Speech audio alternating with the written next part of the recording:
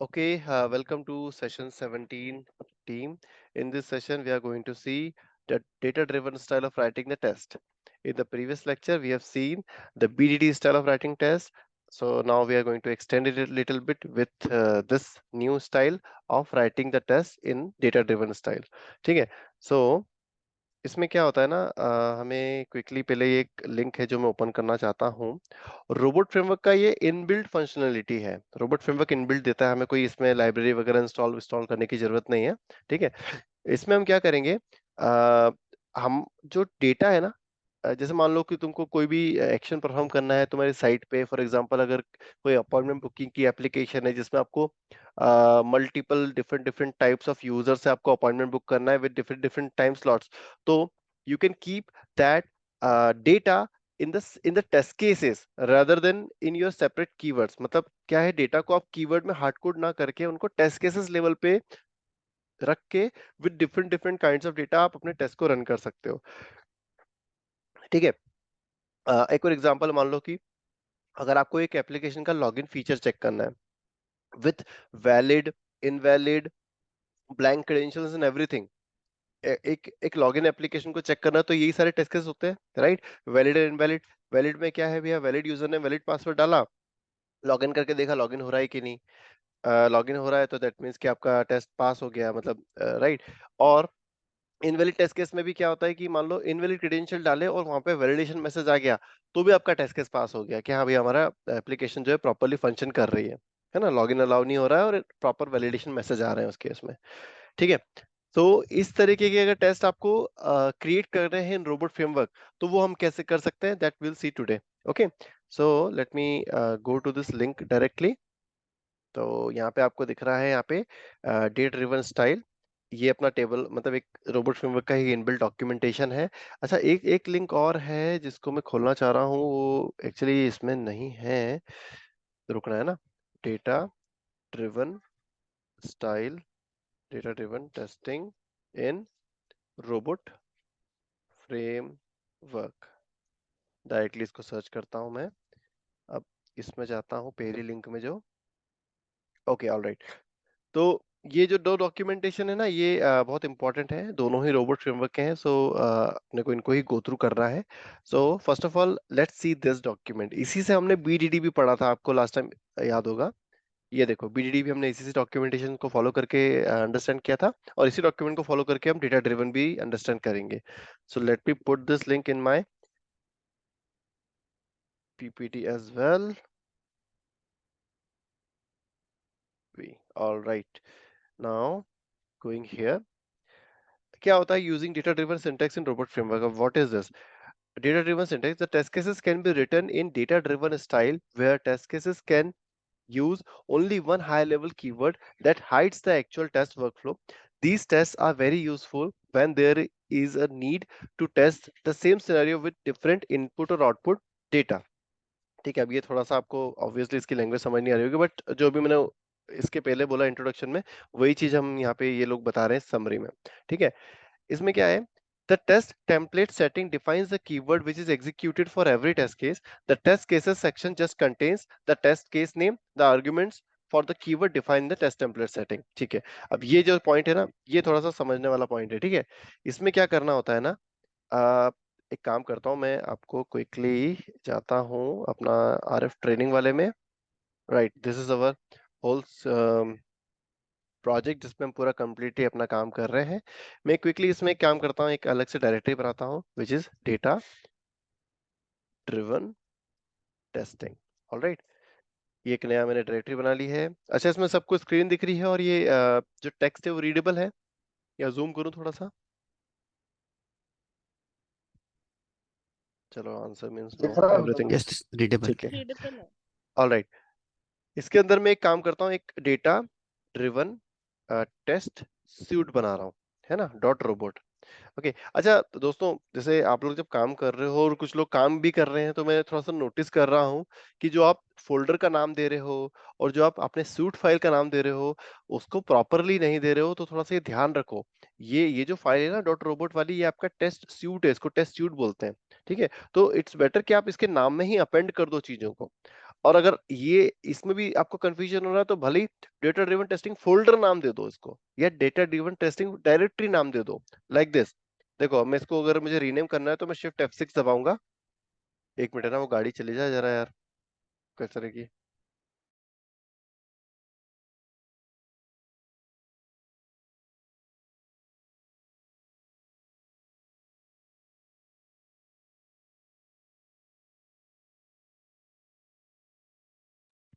Okay alright.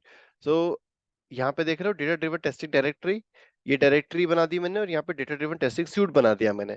तो ये naming convention बहुत इंपॉर्टेंट है। जब आप कोलैबोरेट करते हो ना, एक दूसरे से कम्युनिकेट करते हो, तो क्या है, सामने वाला बोलता कुछ और कुछ और ओपन करके किसी और जगह काम करने लग जाते हो, तो वो कंफ्यूजन क्रिएट करता है आपके लिए, खुद के लिए। So that's why I am repeating it here कि नेमिंग कन्वेंशन का ध्यान देना थोड़ा सा। अब इसमें क्या करना है अपने को, देखो सिंपली आप क्या करोगे। अभी तक हमने काफी एक्सटेंसिवली कीवर्ड्स को देखा है, राइट। तो मान लीजिए आपने एक कीवर्ड बनाया है यहाँ पे कि perform perform login, right, this is your keyword. अब इस कीवर्ड में आपने क्या करा, आपने एक सिंपल सा मैसेज टाइप कर दिया यहाँ पे, log I am performing login action. ठीक है, ये आपका कीवर्ड है। मतलब अपने टेस्ट को अपन इसी तरीके से डिवाइड करते हैं ना। अगर एक वेबसाइट है या कुछ भी आपकी एपीआई है, तो आप पहले लॉगिन परफॉर्म करोगे। देन लॉगिन परफॉर्म करने के बाद आप क्या करोगे, you will navigate somewhere, navigate to the page, जो भी पेज है उस पर नेविगेट करोगे आप। ठीक है, अभी यहाँ पे वही का वही लॉग डाल देता हूँ, I am doing navigation. Alright, then navigation perform करने के बाद आप क्या करोगे, परफॉर्म द टेस्ट। आप जो भी आपका स्पेसिफिक टेस्ट है उसको परफॉर्म कर लोगे, है ना। I am doing the testing and verifying verification. ठीक है, perform the test and verify results. इसी तरीके से आप क्या करते हो, अपने टेस्ट को मल्टीपल स्मॉल स्मॉल पार्ट्स में, चंक्स में डिवाइड कर लेते हो, राइट। और जो आपके टेस्ट केसेस होते हैं उनमें क्या करते हो आप, यहाँ पे टेस्ट केसेस वाला सेक्शन डिफाइन किया और उसमें इन कीवर्ड्स को, जैसे पहला टेस्ट केस बनाया है मैंने TC1, एक टेस्ट केस बना लिया मैंने। इस TC1 में मैं उन्हीं मेरी स्टेप्स को जो है मैं कॉल कर लूंगा, like this, perform login, then navigate, then perform the test and verify result. ठीक है, अब इसे मैं रन करूंगा। So what it will do, हो गया रन। क्विकली ओपन कर लेता हूँ रिपोर्ट को, यहाँ से गया output, report, open in browser Chrome. ठीक है, ये मेरी रिपोर्ट आ गई। इसमें लॉग पे गया, कि मेरे लॉग में ये पूरा मेरा टेस्ट केस 1 और उसका पूरा स्टेप्स यहाँ पे आ गई हैं, राइट। सो इस अभी तक के फ्लो में किसी को कोई डाउट नहीं होगा। This is the basic thing that we generally perform. But for example, मान लीजिए अभी आपको क्या करना है, अगर इस चीज को डेटा ड्राइव करना है ना, तो आपको ये क्या करना पड़ेगा, एक हायर लेवल कीवर्ड बनाना पड़ेगा। ऐसा बोल सकता हूं मैं, this is my higher level keyword. ठीक है, इस हायर लेवल कीवर्ड में ये जो इंडिविजुअल इंडिविजुअल 3 कीवर्ड्स आप कॉल कर रहे थे ना टेस्ट केस के अंदर, उन इंडिविजुअल इंडिविजुअल तीनों कीवर्ड्स को आप इस हायर लेवल कीवर्ड में कॉल करोगे। ठीक है, तो ये जो हायर लेवल कीवर्ड है ना, ये आपका पूरा जो टेस्ट केस का जो पूरा फ्लो है एंड टू एंड, वो इसके अंदर आप मतलब बाइंड कर दोगे या इसके अंदर रख दोगे। ठीक है, तो आपको क्या करना रहेगा, बस इस हाई लेवल कीवर्ड को आपके टेस्ट केस के अंदर कॉल करना रहेगा, सिंगल कीवर्ड।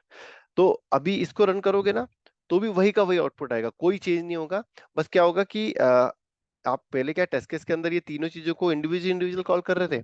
अब आपने क्या करा, एक सिंगल कीवर्ड में इन तीनों चीजों को कॉल कर लिया, और वो कीवर्ड जो मेन कीवर्ड है उसको यहाँ पे कॉल कर लिया। अभी भी इसको रिपोर्ट देखोगे तो वही का वही दिखेगा। बस एक एक्स्ट्रा स्टेप अपन ने यहाँ पे जोड़ दी, एक एक्स्ट्रा अपन ने स्टेप ऐड कर दिए यहाँ पे, है ना। कि भैया यहाँ पे हाई लेवल, पहले टेस्ट केस से कंट्रोल हाई लेवल कीवर्ड पे जा रहा है, फिर हाई लेवल कीवर्ड से आपके इंडिविजुअल इंडिविजुअल कीवर्ड्स पे जा रहा है। ठीक है, तो डेटा ड्रिवन के लिए एक सिंगल हाई लेवल कीवर्ड का होना बहुत जरूरी है, तो ये एक चीज ध्यान रखना। ठीक है। देन अब अपने को मान लो डेटा ड्रिवन करना है इसको, तो ऑब्वियसली यार आपके पास में कोई तो डेटा पास करवाओगे तभी तो डेटा ड्राइव करवाओगे उसको, नहीं तो कैसे करवाओगे। तो अपन एक काम करते हैं, जैसे परफॉर्म लॉगिन के लिए अपन यूजर नेम और पासवर्ड, ये दो अपन हाई लेवल कीवर्ड अपन एक्सपेक्ट कर लेते हैं, राइट। और ये दो हाई लेवल कीवर्ड जो सॉरी हाई लेवल जो अपने को सॉरी कीवर्ड नहीं है, this is variables, right, data. ये दो डेटा अपन क्या करते हैं, अपन अपने परफॉर्म लॉगिन में भेज देते हैं। लॉगिन में ही अपन यूजर नेम पासवर्ड से लॉगिन करते हैं, राइट। ये कर दिया, और यहाँ पे अपन ने लॉग कर लिया। क्या कर लिया अपन ने, जो अपना यूजर नेम और पासवर्ड है उसको प्रिंट कर लिया अपन ने, right. User name hyphen password, ठीक है। अब इसे अपन रन करें। अब देखो यहाँ पे, अब अगर मान लो मुझे डेटा पास करना है तो मुझे कैसे करना पड़ेगा, टैब देके यहाँ पे मैं यूजर वन देता हूँ और टैब करके पीडब्ल्यूडी वन दे देता हूँ। ऑलराइट, टैब करा, यूजर वन दिया, अब पीडब्ल्यूडी वन दिया, ठीक है। अब इसे रन करूं मैं, तो ये क्या करेगा, अब आपके जो हाई लेवल कीवर्ड है उस पे ये यूजर वन पासवर्ड भेज देगा, यहाँ पे आएगा डेटा, देन यहाँ से ये परफॉर्म लॉगिन में चला जाएगा, परफॉर्म लॉगिन से यूज कर लेगा और आपकी बाकी की स्टेप्स चलती जाएंगी। अब इसको ओपन रीलोड करते हैं, आगे टीसी वन को देखता हूं मैं। देखो, ये पहला मेरा हाई लेवल कीवर्ड कॉल किया था with user name and pass user one and PWD one, और वो पास हो गया था आपका परफॉर्म लॉगिन में, और आप इसको देखोगे तो वही की वही डेटा प्रिंट हो गया यहाँ पे, ठीक है। अब मान लो मुझे डेटा टाइप करना है तो मैं क्या करूंगा, मुझे सेकंड यूजर से इस चीज को ट्राई करना है तो user two and PWD two कर लूंगा, तीसरे से करना है तो user three and PWD three करूंगा। So this is one way to data drive your test case, right. Run करूंगा। अब मैं यहाँ पे गया, इसको रिलोड करा, देखो टीसी वन को एक्सपांड करा, ये रहे मेरे तीन टेस्ट केसेस। ये पहला जो है यूजर वन पासवर्ड वन से चल रहा है, ये यूजर टू पासवर्ड टू से चल रहा है, ये यूजर थ्री पासवर्ड थ्री से चल रहा है, ठीक है। सो this is one way. But ये तो क्या है कि मतलब यहाँ पे अपन ने पूरा अपना ही एक अप्रोच लगा दिया है जो होता है, बट अपन यहाँ पे रोबोट फ्रेमवर्क का भी कोई यूज नहीं कर रहे हैं, राइट। रोबोट फ्रेमवर्क का एक जो इनबिल्ट जो है ना डेटा ड्राइवन, वो अपन यहाँ पे यूज नहीं कर रहे हैं, ठीक है। ये देखो, अब जो डेटा ड्रिवन कंसेप्ट जो अपने को रोबोट फ्रेमवर्क देता है ना, अपन उसको देखते हैं कैसे यूज कर सकते हैं यहाँ पे। उसके लिए वापस से जा रहा हूँ मैं अपने डॉक्यूमेंटेशन पे। यहाँ पे क्या करना पड़ेगा, the test template setting defines the keyword which is executed for every test case. The test case section just contain the test name, the argument for the keyword defined in the test template setting, ठीक है। इसमें क्या करना पड़ेगा, अब देखो मैं इसको नहीं छेड़ रहा हूँ, मैं क्या करता हूँ, मैं एक नया बनाता हूँ, इसको रीनेम करता हूँ, शिफ्ट F6 दबाता हूँ। यहाँ पे ये है मतलब एक नॉर्मल फ्लो है, normal, this is our normal, and here in the new file we are going to use template. अब इन दोनों में ना डिफरेंस समझ में आएगा आपको। देखो, जो नॉर्मल था उसमें आपका एक टेस्ट केस था, सिंपल टेस्ट केस, उसमें आप तीनों तीनों मतलब तीनों कीवर्ड कॉल कर लिए, तीन टाइम आपने कीवर्ड कॉल किए with different set of data. अब इसमें टेम्पलेट को यूज करेंगे अपन, ठीक है।